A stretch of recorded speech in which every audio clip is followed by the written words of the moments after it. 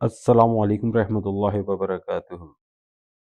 جی میں کے قریشی آپ لوگوں کا دوست۔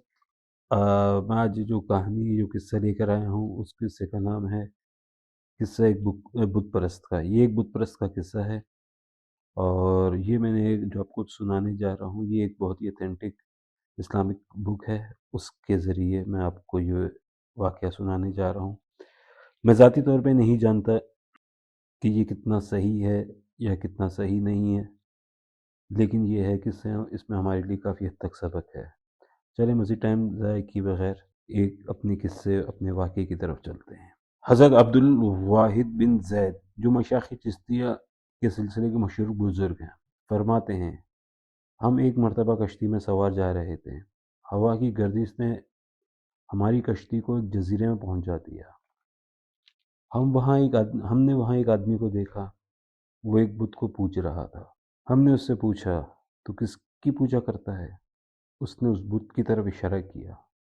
ہم نے کہا تیرا معبود خود تیرا بنایا ہوا ہے، اور ہمارا معبود ایسی چیزیں بنا دیتا ہے جو اپنے ہاتھ سے بنایا ہوا ہو وہ پوجنے کے لائق نہیں۔ اس نے کہا تم کس کی پوجا کرتے ہو؟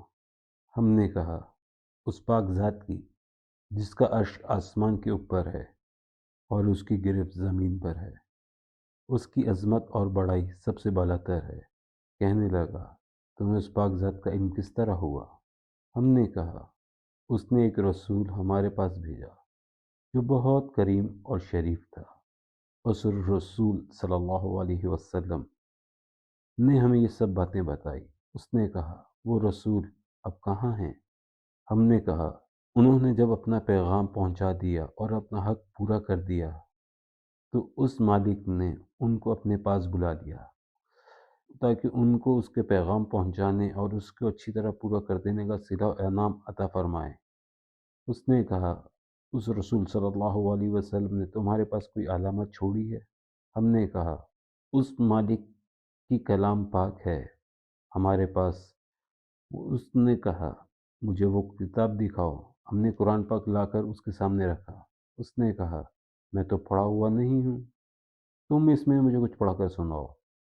ہم نے ایک سورت سنائی، وہ سنتے ہوئے روتا رہا یہاں تک کہ وہ سورت پوری ہو گئی۔ اس نے کہا اس پاک کلام والے کا حق یہی ہے کہ اس کی نافرمانی نہ کی جائے۔ اس کے بعد وہ مسلمان ہو گیا۔ ہم نے اس کو اسلام کے اراکین اور احکام بتائے، چند صورتیں قرآن پاک کی سکھائی۔ جب رات ہوئی عشاء کی نماز پڑھ کر ہم سونے کے لیے لیٹے تو اس نے پوچھا تمہارا معبود بھی رات کو سوتا ہے؟ ہم نے کہا وہ پاک ذات ہے، حی و قیوم ہے، وہ نہ سوتا ہے نہ اس کو اونگ آتی ہے۔ یہ آیت الکرسی سے جواب ہے۔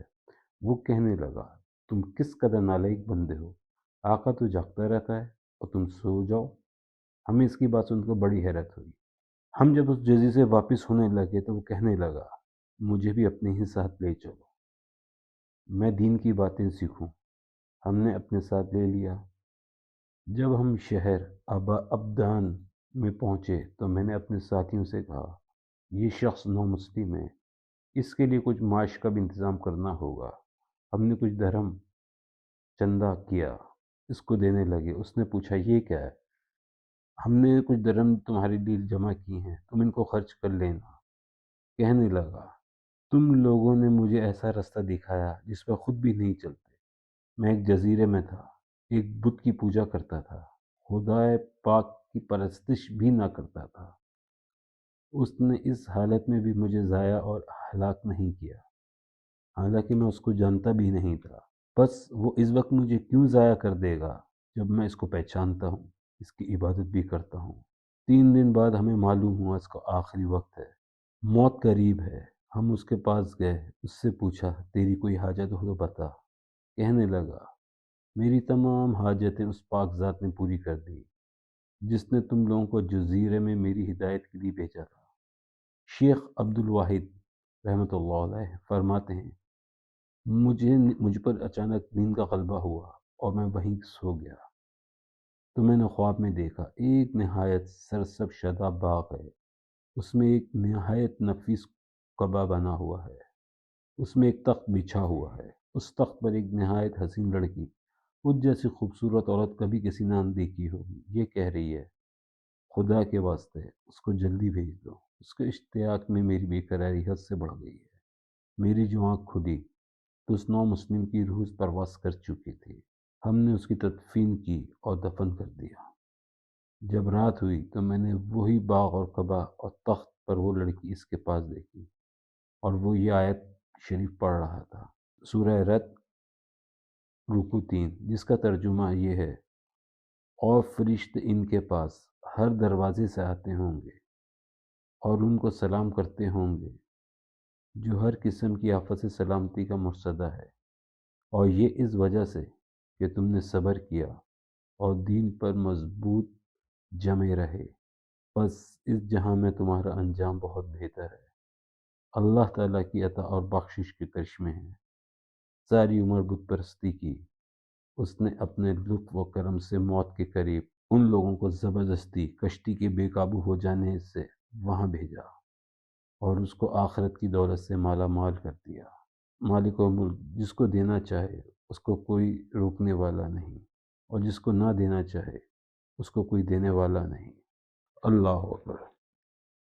جناب بس یہی آج کا چھوٹا سا واقعہ تھا، اس سے بس ہمیں سبق لینا چاہیے کہ ہمیں صرف اور صرف سب کو چھوڑ کے اللہ رب العزت کے احکام پہ عمل کرنا چاہیے، اور انہی کی بتائے ہوئے راستے پہ جنہوں نے ہمیں حضور پاک صلی اللہ علیہ وسلم کے ذریعے عطا کیا ہے اس پہ عمل کرنا چاہیے۔ اور جب اللہ رب العزت ہم پہ کرم کرنا چاہے گا تو ہم کوئی بھی ہمارا کچھ نقصان نہیں پہنچا سکتا، اور اگر خدا نہ خواستہ اللہ رب العزت ہم سے ناراض ہو جائیں تو ان کی ناراضگی سے ہمیں بچانے والا کوئی بھی نہیں ہوگا۔ میرے دوستوں، اگر آپ کو میرے یہ قصہ اچھا لگا تو کائنڈلی اس کو اپنے دوستوں سے، اپنے ذیوکر پہ شیئر کیجیے گا۔ ہو سکتا ہے اس واقعے سے کسی کی زندگی پہ اچھے اثرات مرتب ہوں۔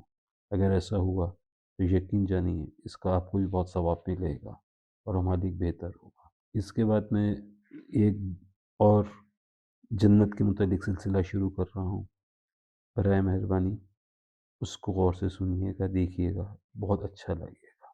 السلام علیکم ورحمۃ اللہ وبرکاتہ۔